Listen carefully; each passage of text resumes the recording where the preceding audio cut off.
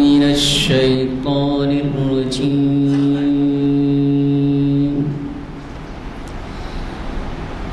بسم الله الرحمن الرحيم.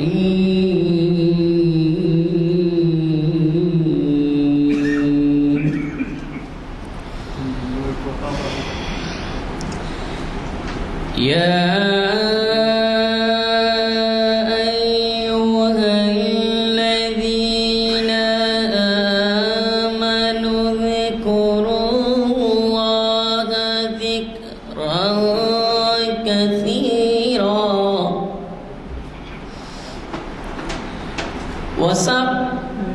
وسبحوه بكرة وأصيلا. هو الذي يصلي عليكم وملائكته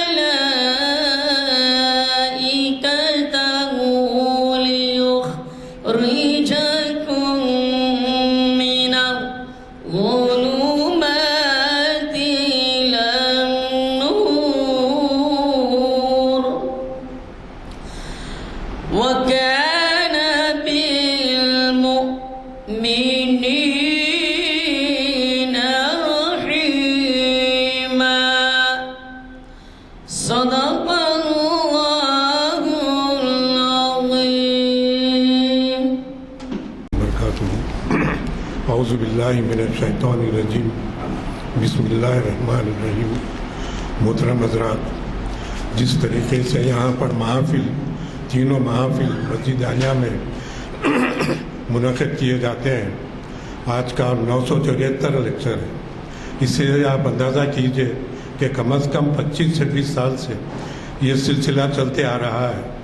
آپ سوچئے کہ بلا ناغہ سوائے کووڈ کے بلا ناغہ تینوں محافل منعقد کر رہے ہیں. اس کی کافی شوق، کافی جدوجہد کے وجہ سے مسلسل چلتے رہتا ہے.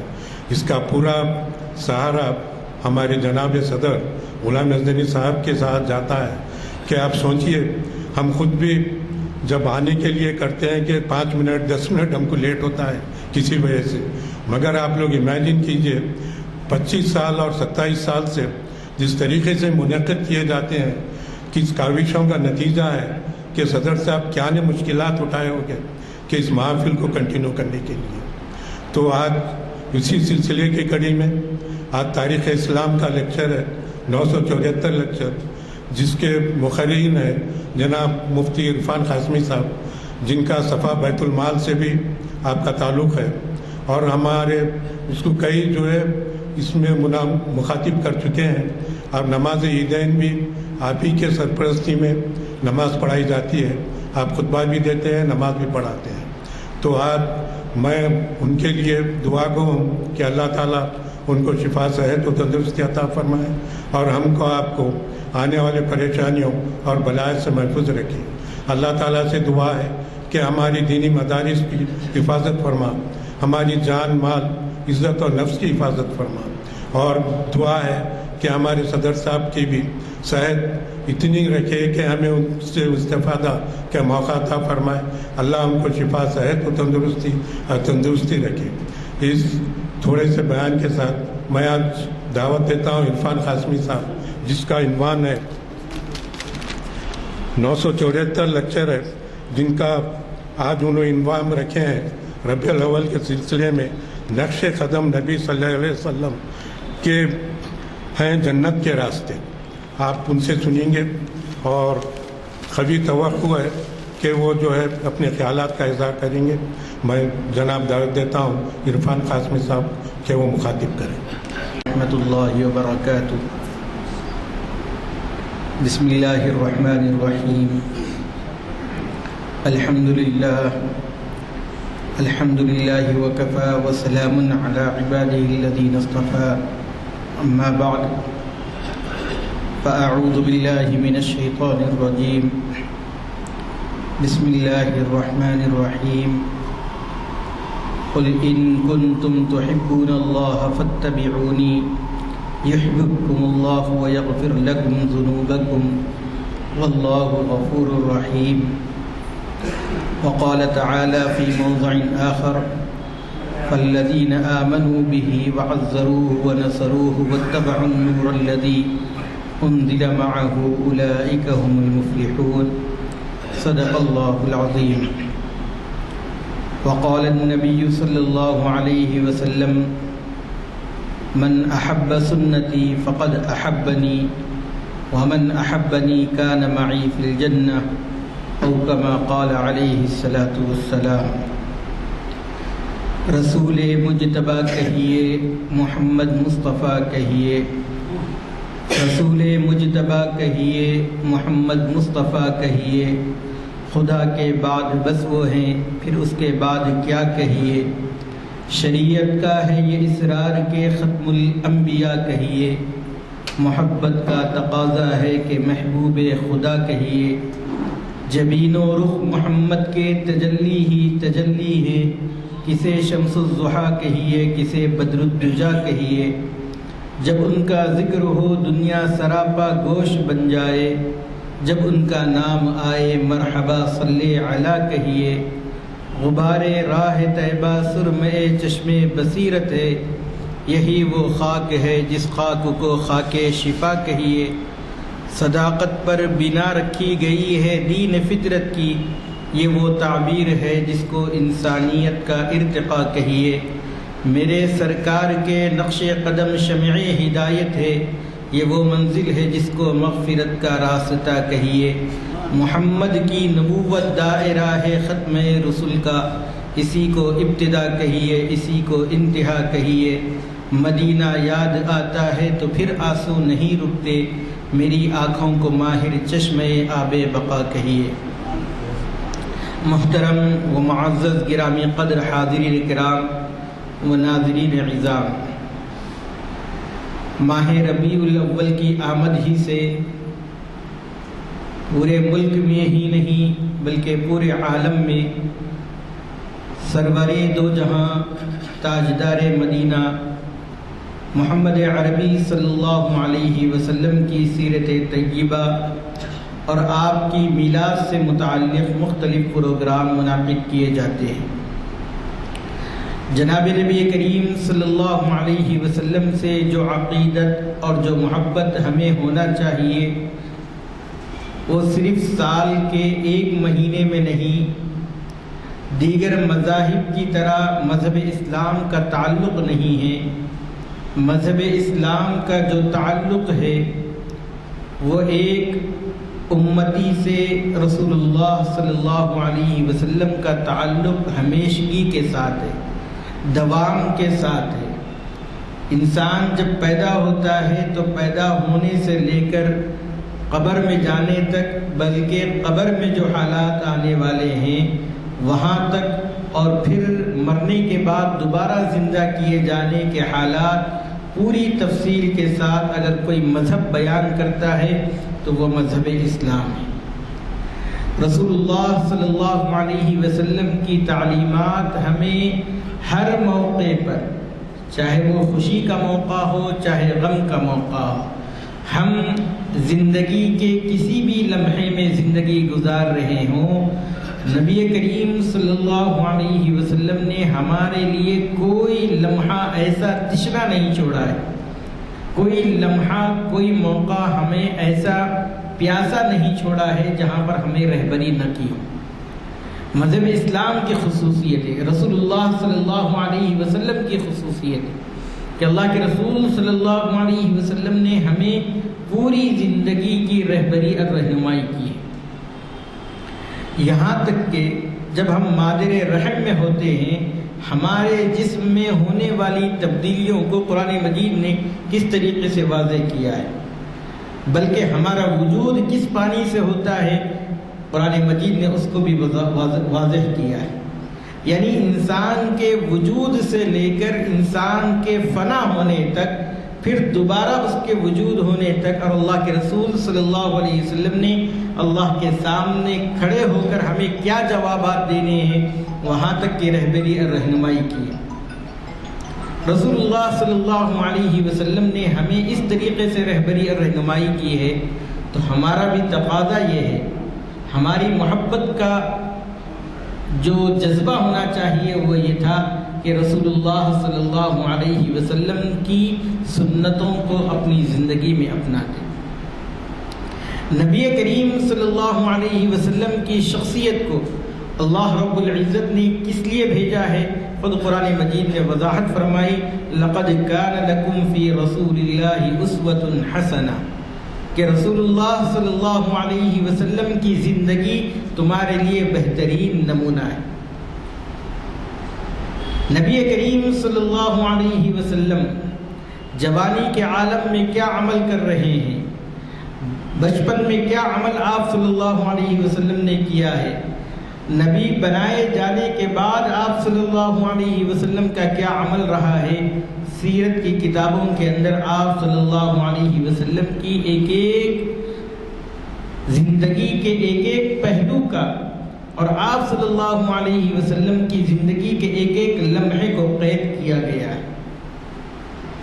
نبی کریم صلی اللہ علیہ وسلم کے زمانے میں عام طور پر تاریخ لکھنے کا مزاج نہیں تھا، لوگ تاریخ نہیں لکھتے تھے۔ خود رسول اللہ صلی اللہ علیہ وسلم کی پیدائش کس سن میں ہوئی ہے، کس سال ہوئی ہے، تاریخ میں لکھا ہوا ہے کہ جس وقت ابرہہ نے خانہ کعبہ کو ڈھانے کے لیے چلا تھا اور ابابیل کے لشکر نے اس کو تہس نہس کر کے رکھ دیا تھا، اس کے 50 دن کے بعد آپ صلی اللہ علیہ وسلم کی پیدائش ہوئی۔ تو رسول اللہ صلی اللہ علیہ وسلم کی زندگی کو، نبی کریم صلی اللہ علیہ وسلم کے ایک ایک لمحے کو جو محفوظ کیا گیا ہے، اس کی وجہ کیا ہے؟ یہ باضابطہ اللہ رب العزت کی طرف سے انتظام کیا گیا۔ آپ صلی اللہ علیہ وسلم کی پیدائش سے پہلے حضرت والدہ ماجدہ حضرت آمینہ رضی اللہ تعالی عنہا نے جو خواب دیکھے تھے اور آپ کو جو بشارتیں نظر آ رہی تھی، اس کی تفصیلات بھی کتابوں میں موجود ہیں۔ نبی کریم صلی اللہ علیہ وسلم جب رحم مادر میں تھے، اس وقت ماں کو جو مشکلات پیش آنی چاہیے، لیکن حضرت آمنہ بیان کرتی ہیں کہ مجھے کچھ ایسے طریقے سے مشکلات پیش نہیں آئیں۔ اور جب آپ کی ولادت ہوئی ہے، اس وقت قیصر و کسریٰ کے جو وہاں پر آتش کدے تھے اس کو بجھا دیا گیا، وہ بجھ گئے، اور کئی جگہوں پر انقلاب برپا ہوا ہے۔ یہ تمام باتیں کتابوں کے اندر، سیرت کی کتابوں کے اندر موجود ہے، تاریخ میں موجود ہے، یہاں تک کہ اللہ کے رسول صلی اللہ علیہ وسلم نے اپنی زبان مبارک سے جو پہلا کلمہ ادا کیا ہے وہ بھی کتابوں میں درج ہے۔ اتنی تفصیل کے ساتھ نبی کریم صلی اللہ علیہ وسلم کے اوپر کتابیں لکھی گئی ہیں اور لکھی جا رہی ہیں اور تا قیامت لکھی جاتی رہے گی، لیکن ہر ایک کی زبان سے یہی لفظ نکلتا ہے، لا يمكن الثناء كما كان حقه بعد خدا بزرگ تو یہ قصہ مختصر، کہ جیسے نبی کریم صلی اللہ علیہ وسلم کی شان بیان کرنی چاہیے، ایسی شان بیان کرنا کسی کے بس میں نہیں ہے۔ قصہ مختصر یہ ہے کہ اللہ رب العزت کے بعد عظیم ترین اگر کوئی ہستی ہے تو وہ جناب رسول اللہ صلی اللہ علیہ وسلم کی ہے۔ نبی کریم صلی اللہ علیہ وسلم کے حسن اور آپ کا جو حسن تھا اس کو بیان کرتے ہوئے امی جان حضرت عائشہ رضی اللہ تعالی عنہا بیان فرماتی ہیں، فَلَوْ سَمِعُوا فِي مِصْرَ أَوْصَافَ خَدِّهِ لَمَا بَذَلُوا فِي صَوْمِ يُوسُفَ مِن نَقْدِ لَوَاحِي زُلَيْخَةَ لَوْ رَأَيْنَ جَبِينَهُ لَآثَرْنَ بِالْقَطْعِ الْقُلُوبِ مِنْ أَيْدِي، کہ اگر مصر والے میرے محبوب صلی اللہ علیہ وسلم کے حسن کا صرف نام سن لیتے تو حضرت یوسف علیہ السلام کی خریداری میں اپنی رقم کو خرچ نہیں کرتے۔ زلیخا کی سہیلیاں میرے محبوب کے چہرے کا دیدار کر لیتی۔ حضرت امی جان عائشہ رضی اللہ تعالیٰ عنہ فرماتی ہیں کہ زلیخا کی سہیلیاں اگر میرے محبوب کے چہرے کا دیدار کر لیتی تو ہاتھوں کو کاٹنے کے بجائے اپنے دلوں کو چیر کر لیتی۔ نبی کریم صلی اللہ علیہ وسلم اس طریقے سے کامل مکمل بنا کر بھیجے گئے ہیں تو میرے بھائیوں، آپ صلی اللہ علیہ وسلم کی بعزت کا جو مقصد ہے قرآن مجید نے جس کو بیان کیا ہے، ان میں سے ایک مقصد یہ ہے وَيُزَكِّيهِمْ۔ نبی کریم صلی اللہ علیہ وسلم کو مبعوث کیا گیا ہے لوگوں کو تزکیہ کرے۔ تزکیہ کہتے ہیں پاک و صاف کرنے۔ کس چیز سے پاک و صاف کرے؟ ظاہری گندگی سے بھی پاک و صاف کرے اور باطنی گندگیوں سے بھی پاک و صاف کرے۔ ظاہری نجاست سے بھی ان کو پاک و صاف رکھے اور باطنی جو نجاستیں ہیں ان سے بھی ان کو پاک و صاف رکھے۔ چنانچہ رسول اللہ صلی اللہ علیہ وسلم کی بعثت سے پہلے جو قوم آپس میں لڑ کر اپنے کئی سپر پاور لوگوں کو خلا کو برباد کر دیے تھے، اپنی مالوں کو نقصان کر دیے تھے، اپنے جانوں کا نقصان کر دیے تھے، رسول اللہ صلی اللہ علیہ وسلم کی تعلیمات کی بدولت وہ لوگ ایک دوسرے کے اوپر جان قربان کرنے کے لیے تیار ہو۔ جہاں رسول اللہ صلی اللہ علیہ وسلم کی بعثت سے پہلے بچیوں کو زندہ درگور کیا جاتا تھا، اللہ کے رسول صلی اللہ علیہ وسلم کی تعلیمات کے بعد وہی صحابہ اکرام پوچھ رہے ہیں، اے اللہ کے رسول، اگر ہم 3 بچیوں کی پرورش کریں تو کیا جنت ہمیں ملتی ہے؟ اللہ کے رسول صلی اللہ علیہ وسلم نے فرمایا ہاں۔ تو کوئی پوچھ رہا ہے اگر میرے پاس 2 بچیاں ہیں، میں دونوں کی پرورش کروں تو کیا مجھے جنت ملے گی؟ اللہ کے رسول صلی اللہ علیہ وسلم نے فرمایا ہاں۔ ایک اور صحابی کہتے ہیں کہ اگر میں پوچھتا کہ اگر ایک بچی کی بھی پرورش کی جائے تو اللہ کے رسول صلی اللہ علیہ وسلم کا جواب ہاں میں ہوتا۔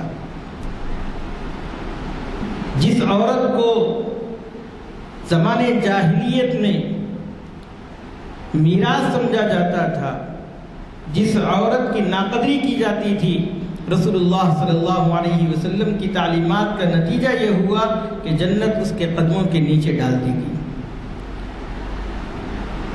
جس زمانے میں آپ صلی اللہ علیہ وسلم کو مبعوث کیا گیا وہ زمانہ انتہائی ظلمت، انتہائی تاریکی والا زمانہ تھا، جہاں پر فسق و فجور عام تھا، زنا کاری عام تھی، شراب نوشی عام تھی۔ اللہ کے رسول صلی اللہ علیہ وسلم نے اس میں ہدایت کا چراغ جلوایا، جس کے نتیجے میں پورے عالم کے اندر وہاں سے جو شعاعیں پھوٹی ہیں، جس کے نتیجے میں لوگوں کو اچھائی اور برائی کی تمیز ہونے لگی۔ ظلم کس کو کہا جاتا ہے اور ظلم سہنے والے جو لوگ مظلوم ہیں ان کو کیا ہدایات اللہ کے رسول صلی اللہ علیہ وسلم نے دی ہے، ایک طویل اس کے اندر بحث ہے۔ میرے بھائیوں، نبی کریم صلی اللہ علیہ وسلم جب ہمارے لیے ہدایت بن کر آئے ہیں تو ہم سب کی ذمہ داری یہ ہے کہ رسول اللہ صلی اللہ علیہ وسلم کی سنتوں کو اپنائیں۔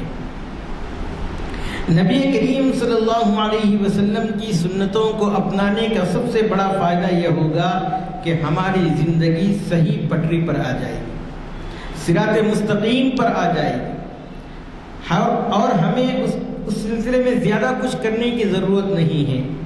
روز مرہ کے وہی اعمال ہے جو ہم کرتے ہیں، لیکن صرف ہمیں ان اعمال کے کرتے وقت بعض چیزوں میں صرف نیت کی ضرورت ہوتی ہے اور بعض چیزوں میں کچھ اہتمام کرنے کی ضرورت پیش آتی ہے۔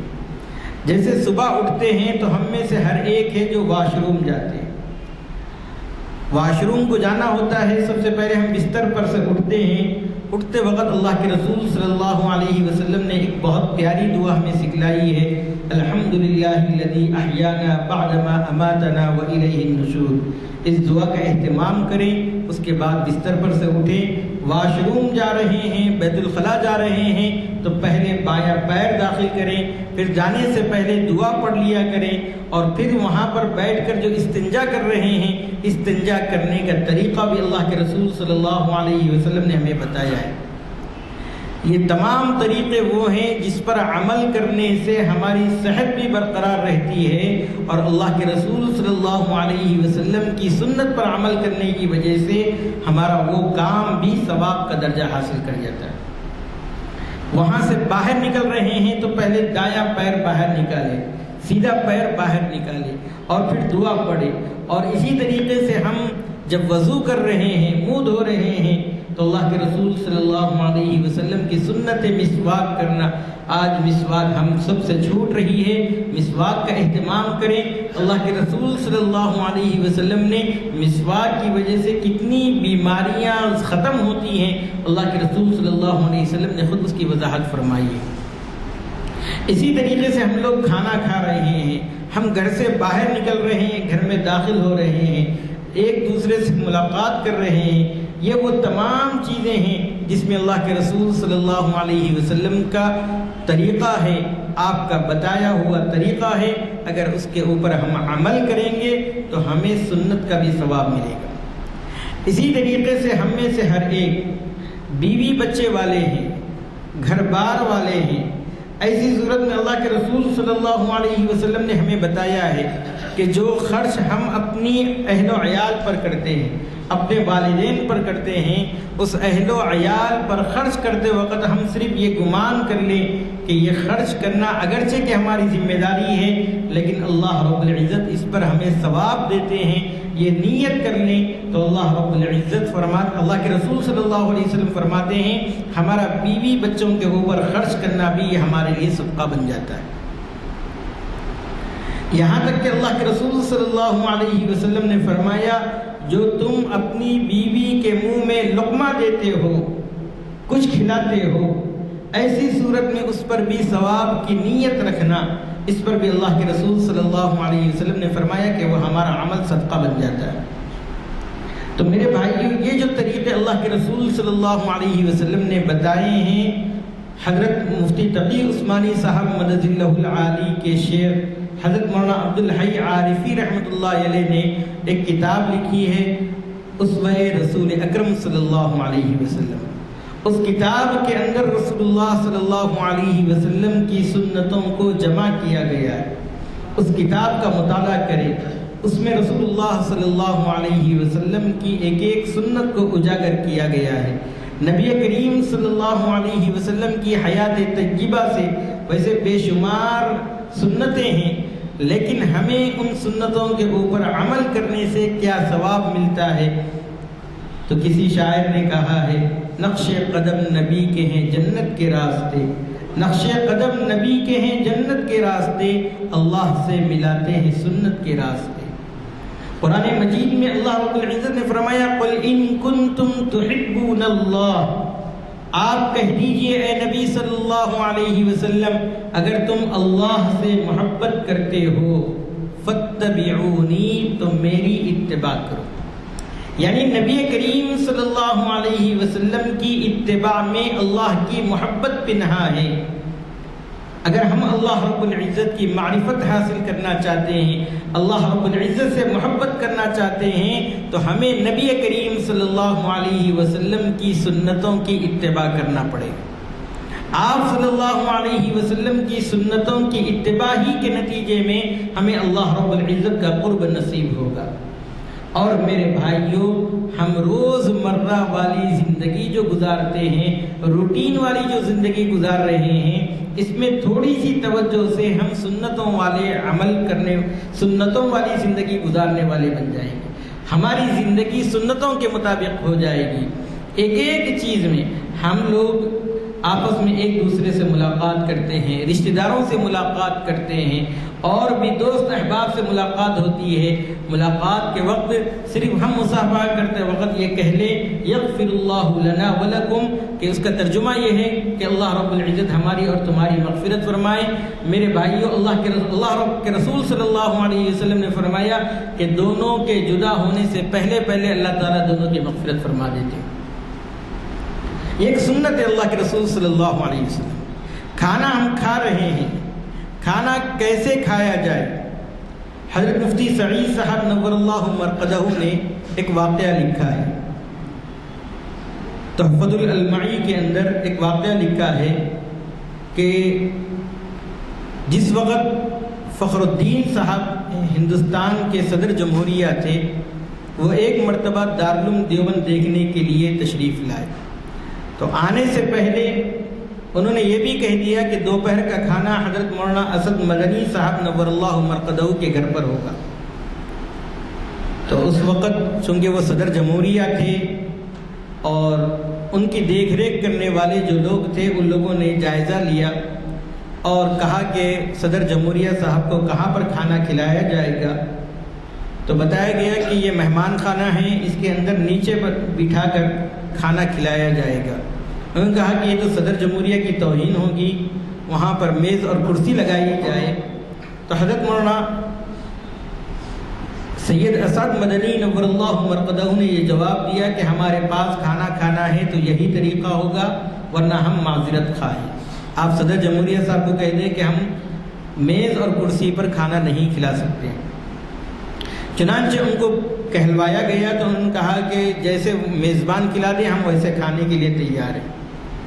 تو اس وقت دارالعلوم دیوبند کے اساتذہ بھی تھے، دوپہر میں کھانے کا دسترخوان بچھا ہوا تھا. اور اس زمانے میں یو پی کے جو وزیر اعلیٰ تھے، چیف منسٹر تھے، وہ تیواری صاحب تھے.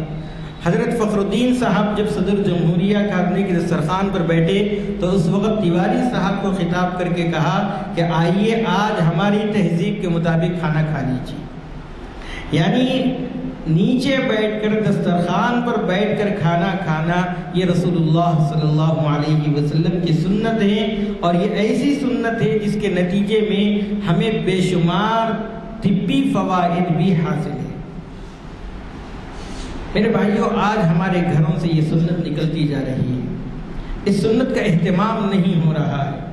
دعوتوں کے موقع پر تو اس کا عام یہ سنت چھوٹ گئی ہے، لیکن ہم اپنے گھروں کے اندر بھی یہ سنت چھوڑتے جا رہے ہیں، غیروں کی تہذیب اپناتے جا رہے ہیں. اسی طریقے سے یہ جو نبی کریم صلی اللہ علیہ وسلم کی ولادت کا دن ہے، اللہ کے رسول صلی اللہ علیہ وسلم نے ولادت کا دن کیسے منایا ہے اور ہم کیسے منا رہے ہیں. ذرا دیکھ لیں، ہم لوگ اپنے آپ کا جائزہ لیں.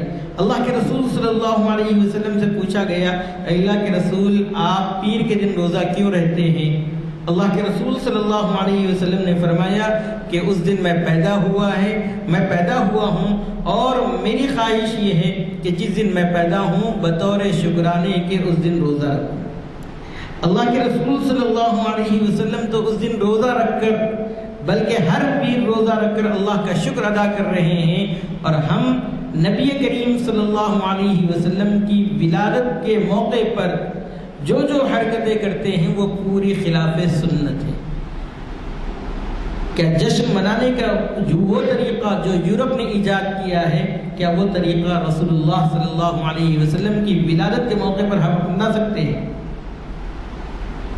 کسی عربی شاعر نے کہا ہے، تعصی الالہ وانت تظہر حبہ، کہ تم اللہ کی نافرمانی کرتے ہو اور تم ظاہر کیا کر رہے ہو، دعویٰ کیا کر رہے ہو، تم اس سے محبت کر رہے ہو. ھذا لعمری فی البدیع قیاس، کہ اللہ کی قسم یہ تو انوکھی بات ہو گئی ہے. کیوں؟ اس لیے کہ محبوب جو ہوتا ہے وہ اپنے محبوب کی، اپنی محب کی اطاعت و فرما برداری کرتا ہے. ایک طرف ہم نعرہ لگا رہے ہیں نبی کریم صلی اللہ علیہ وسلم کی محبت کا، اور نبی کریم صلی اللہ علیہ وسلم کی محبت کس میں پنہا ہے؟ اللہ کے رسول صلی اللہ علیہ وسلم نے ایک معیار ہمیں دیا ہے. یاد رکھیں، ایک معیار اللہ کے رسول صلی اللہ علیہ وسلم نے ہمیں دیا ہے. اگر اس معیار کو چھوڑ کر اور معیار اختیار کرتے ہیں تو وہ در حقیقت محبت نہیں ہوگی، بلکہ محبت کے نام پر دکھاوا ہوگا. اللہ کے رسول صلی اللہ علیہ وسلم نے فرمایا، من احب سنتی فقد احبنی، جس نے میری سنتوں سے محبت کی اس نے مجھ سے محبت کی ہے. یعنی اللہ کے رسول صلی اللہ علیہ وسلم فرما رہے ہیں کہ میری جو سنتیں ہیں، ان سنتوں کو جو اپنائے گا، ان سے جو محبت کا تعلق رکھے گا، ان سے جو اظہار محبت کرے گا، وہ مجھ سے محبت کرے گا. ومن احبنی کان معی فی الجنہ، اور جو مجھ سے محبت کرتا ہے کل قیامت کے دن وہ میرے ساتھ ہوگا. تو اللہ کے رسول صلی اللہ علیہ وسلم نے محبت ہمیں بتائی ہے اللہ کے رسول کی سنتوں سے محبت کرنے کی. اسی لیے کسی عالم نے کہا ہے کہ سنت کس کو کہتے ہیں؟ سنت کہتے ہیں حضور سے محبت کا اظہار کرنا حضور کی پسند کے مطابق. سنت کہتے ہیں حضور سے محبت کا اظہار کرنا حضور کی پسند کے مطابق، اور بدعت کہتے ہیں حضور سے محبت کا اظہار کرنا اپنی پسند کے مطابق، اپنی پسند کے مطابق۔ یعنی ہم چاہ رہے ہیں کہ بائک اٹھا لے اور محبت رسول کا اظہار کرے، یہ اپنی چاہت ہے۔ رسول اللہ صلی اللہ علیہ وسلم نے تو یہ فرمایا ہے کسی دوسرے کو تکلیف نہ دے، لیکن ہم لوگ خود اپنی جان جوخم میں ڈال رہے ہیں۔ ایسے ایسے نعتیں لگا رہے ہیں ڈی جے کے اوپر کہ جس کی وجہ سے بہت سے لوگوں کو نیند میں خلل واقع ہو رہا ہے، بہت سے بیماروں کو پریشانی لاحق ہو رہی ہے، اور کوئی اعتراض کرتا ہے تو اس کو گستاخ رسول کے طعنے دیے جا رہے ہیں۔ میرے بھائیو، یہ محبت نہیں ہے۔ اللہ کے رسول صلی اللہ علیہ وسلم نے تو کسی کافر کو تکلیف نہیں پہنچائی ہے۔ اللہ کے رسول صلی اللہ علیہ وسلم نے انسانی ہمدردی کا وہ اعلیٰ نمونہ پیش کیا ہے کہ اللہ کے رسول صلی اللہ علیہ وسلم نے جو قید ہو کر آئے ہیں ان قیدیوں کا بھی پاس و لحاظ رکھا ہے۔ حالانکہ وہ قیدی تھے، ان کے ساتھ جیسے دنیا والے سلوک کر سکتے ہیں، اللہ کے رسول صلی اللہ علیہ وسلم بھی کریں تو کوئی حرج کی بات نہیں تھی، لیکن اللہ کے رسول صلی اللہ علیہ وسلم نے ان کے ساتھ انتہائی مشفقانہ برتاؤ کیا۔ کیا آپ کو معلوم نہیں ہے کہ اللہ کے رسول صلی اللہ علیہ وسلم نے جب قیدی کو مسجد نبوی میں باندھ کر رکھا تھا، 3 دن تک اللہ کے رسول صلی اللہ علیہ وسلم ان کے پاس جاتے تھے، پوچھتے تھے کیا حال ہے، اور وہ انتہائی بدبختانہ جواب دیتے تھے۔ 3 دن کے بعد اللہ کے رسول صلی اللہ علیہ وسلم نے انہیں کھول کر آزاد کر دیا۔ وہ کچھ دور گئے اور وہاں پر ایک کھجور کے باغ میں غسل کیا، اور پھر آ کر اللہ کے رسول صلی اللہ علیہ وسلم کے ہاتھ پر بیعت کی، کلمہ پڑھا اور کہا کہ اللہ کے رسول، آج سے پہلے دنیا میں سب سے مبغوض اگر کوئی چہرہ تھا تو وہ آپ کا تھا، لیکن آج آپ کا چہرہ پوری دنیا میں سب سے زیادہ محبوب ہے۔ اس سے پہلے اگر کوئی دین میرے نزدیک سب سے زیادہ ناپسندیدہ تھا تو وہ آپ کا دین تھا، لیکن آج کے بعد سب سے زیادہ پسندیدہ اگر کوئی دین ہے میرے نزدیک تو وہ آپ کا لایا ہوا دین۔ اللہ کے رسول صلی اللہ علیہ وسلم نے دشمنوں کے ساتھ انتہائی رحم دلانا والا سلوک کیا ہے، اور آپ صلی اللہ علیہ وسلم کے اس برتاؤ کے نتیجے میں بہت سے دشمن آپ صلی اللہ علیہ وسلم کے دامن سے وابستہ ہو گئے۔ ابو سفیان رضی اللہ تعالیٰ عنہ، کون سا ایسا موقع نہیں ہے اللہ کے رسول صلی اللہ علیہ وسلم کے خلاف میں انہوں نے جو کام کرنا تھا وہ کچھ کیا ہے۔ غزوہ بدر جو پیش آیا ہے اس کی وجہ بھی حضرت ابو سفیان بنے ہیں، جو قافلہ لے کر شام کو گئے تھے، اللہ کے رسول صلی اللہ علیہ وسلم اسی کو روکنے کے لیے تشریف لے گئے، لیکن غزوہ بدر پیش آیا۔ غزوہ احد میں تو وہی سپہ سالار بن کر رسول اللہ صلی اللہ علیہ وسلم کے خلاف میں آئے، اور غزوہ خندق کے موقع پر پورے قبائل کو جمع کر کے ابو سفیان ہی مدینہ منورہ پر ایک بار کی حملہ کرنے کے لیے آئے۔